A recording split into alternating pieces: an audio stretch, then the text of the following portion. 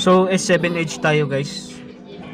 S7H, hindi ko lang na-videohan kung paano ko tinanggalan ng charging port. Pero ang ginagawa ko dito, hindi na kasi kailangan sa akin na tanggalin na yung buong flex. Sinusuksukan ko lang to ng manipis na bakal. Gaya nito, prying tool.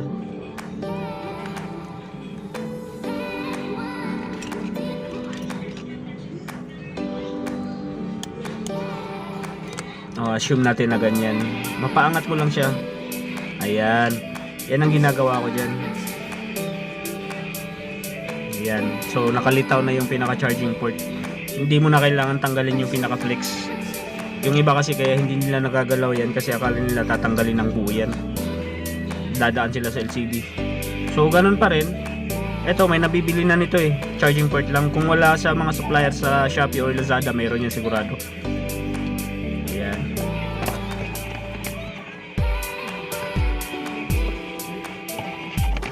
So same as usual, yung ginagawa ko, pinapasadahan ko muna ng hinang yung charging port bago ko siya ilapat. Kasi mas madali para sa akin yun. Kanya-kanyang diskarte yan. Pero yun ang pinaka ko pagdating sa charging port. Pinaka-diskarte ko.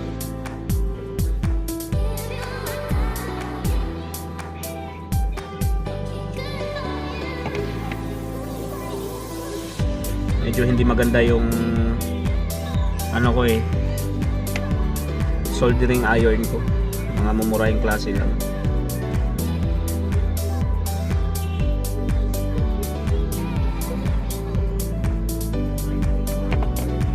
So ayan. Tsaka muna siya ilapat dito. Mas madali na yun.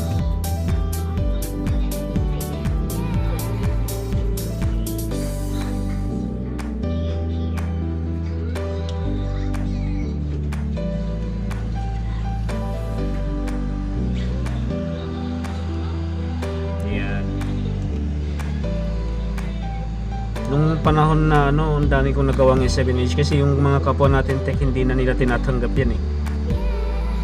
Nakabili ako ng halos ilang dosena rin na port. Sa Shopee ko lang nabibili.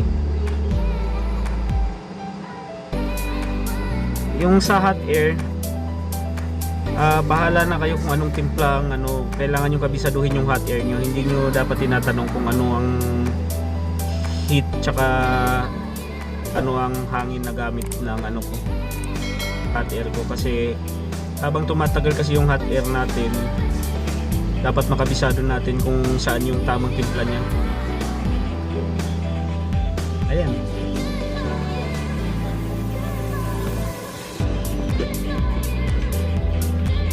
Simple as that. Bali ito kasing pinapatong ko, siya yung sumasalo ng lahat ng init.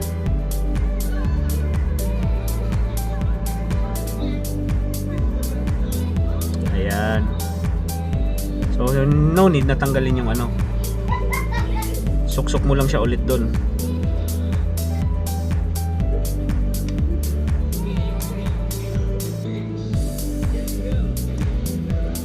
Ayan.